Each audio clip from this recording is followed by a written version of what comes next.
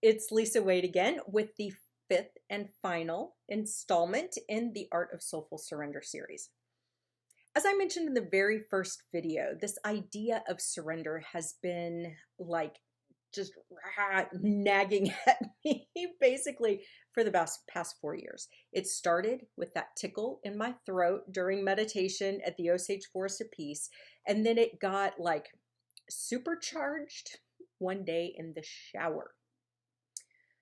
I don't know how the rest of you talk to God, right? Some of you, it might be in a pew. Others of you, it might be in a deer stand. I have no idea. Some of you, used to be when I was running, I would pray. Please don't let me die. Please let my heart keep beating. Don't let me fall down, whatever. Wherever we pray, however we do this is fine.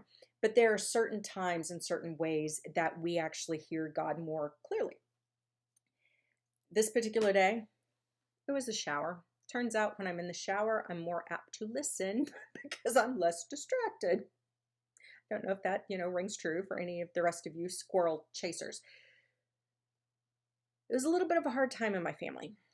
My husband had been unemployed for, I don't know, a year and a half at this point, and he needed a job. For his own mental health, he needed to find a job.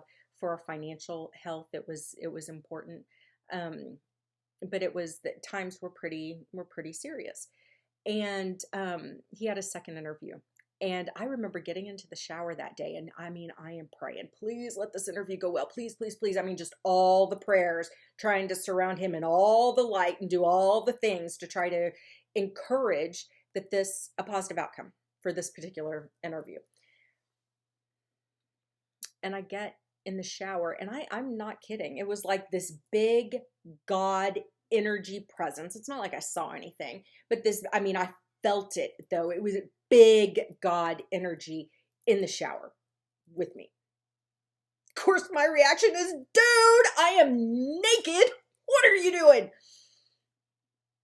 He said, you've got to let this go.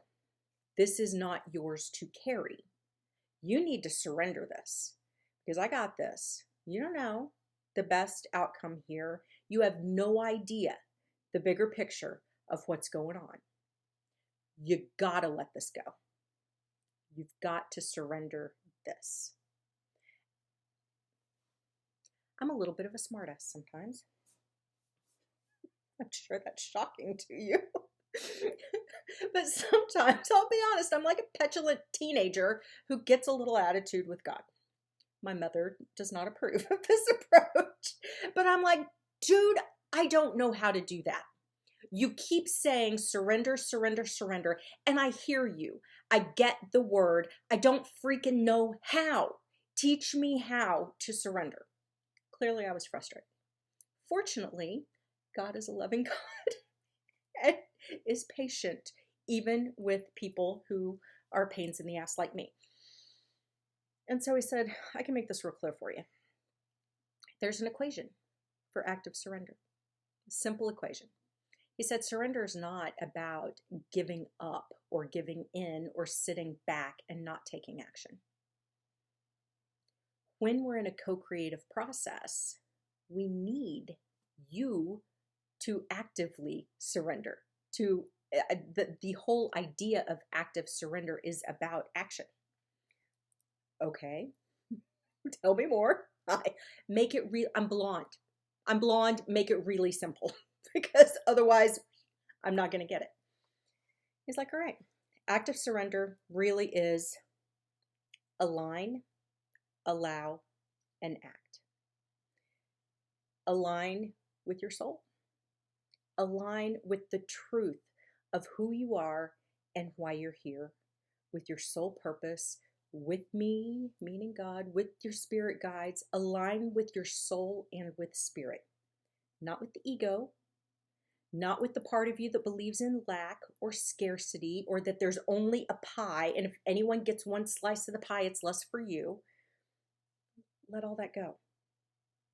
Align with the part of you that is driven by the soul, connected with spirit, and has your best interest, the best interest of others, and a most benevolent outcome in mind and in heart. Okay, I've been practicing this one. And I'd been practicing. So, all right, I got this. Okay, align. Got it. Next is allow. Okay, what's that mean? Actually allow good things to flow to and through you.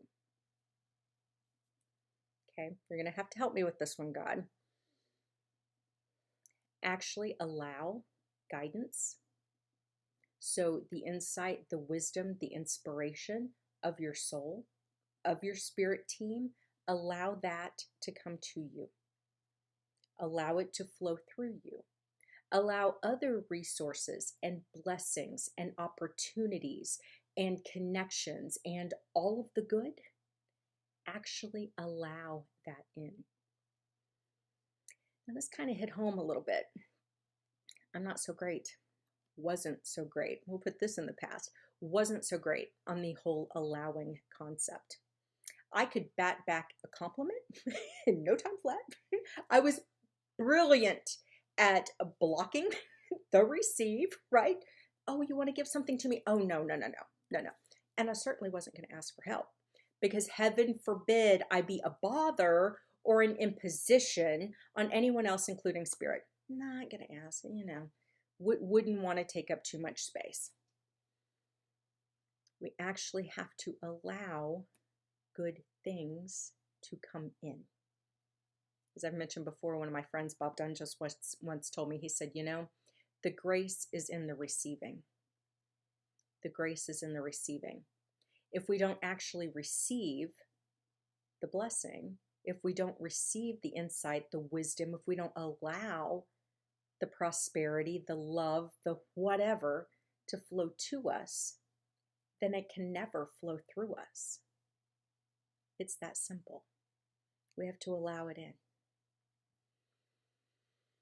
That was a biggie for me. Align, allow, and then actually act. Act based on the alignment, the insight and wisdom of the alignment, and the allowance of good things to happen, of the opportunities, the connections, the wisdom, the insight, the grace, the whatever that is. Act with the benefit of both of those. When we're acting only from a place of our small ego, only from a place of our mind, only from the part of us that's trying to control the future, control however other people think about us, think that we always have to be right, all that kind of stuff, that's not active surrender. That's the opposite. That's the opposite of active surrender. But with active surrender, when we align, allow, and then take action, we're actually a very valuable member of a co-creative team. We are actually stepping up to the plate from our courage and our strength and our true inner power so that we can be the valuable quarterback on the team, or whatever sports analogy or other analogy you want to make. It allows us to give our team a role in all of this, to allow the blessings that surround us all the time to flow to and through us, to allow us to then be a blessing and a conduit of blessings to others. Because when we act from a place of active surrender, that's what we are.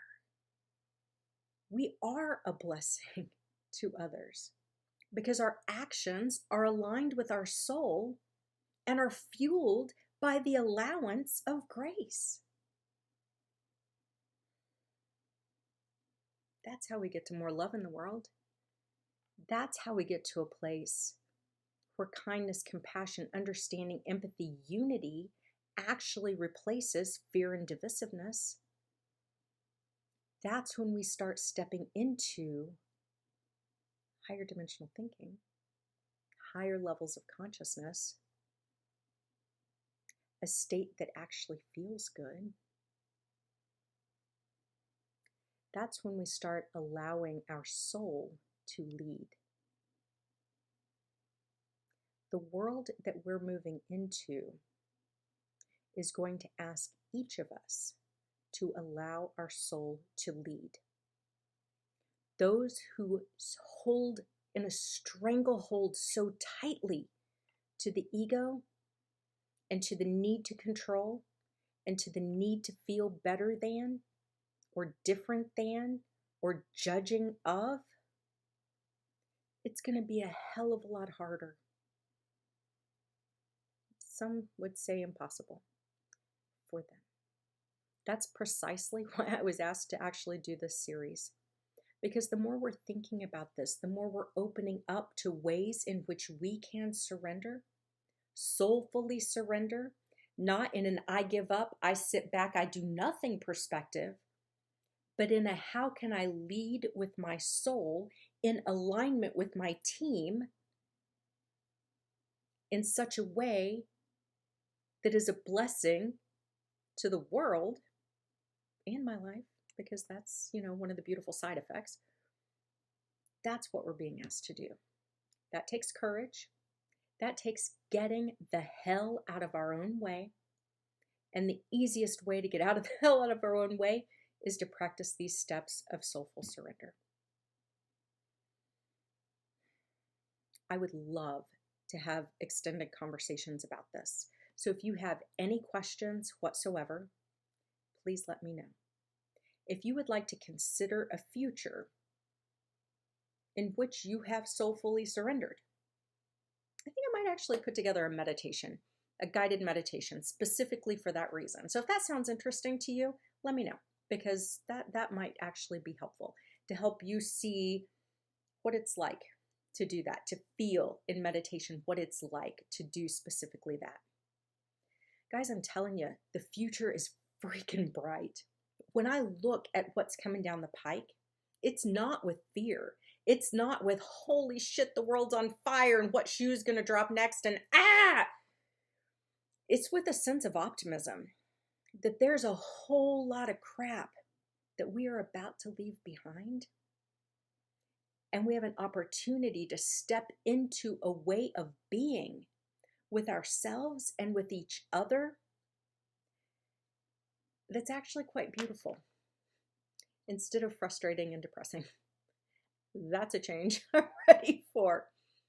The future doesn't have to be something to fear, but we have to know that our soul knows, our guides, our connection with God, spirit, whatever you want to call it, it knows. It's just waiting and asking and hoping that we will step up to the plate and play ball. We have free will. It's our choice. We can choose to stay committed to the ego and let it run the show. That is absolutely everyone's right and choice. And that's okay. All I'm saying is that if we choose to let the soul lead, we're going to have a different experience. And I think it'll be an experience that feels a lot better and that has the opportunity to make a much bigger impact and bigger contribution to the future in the world. The choice is yours. You can pick either way, but I hope you'll join me in allowing the soul to lead.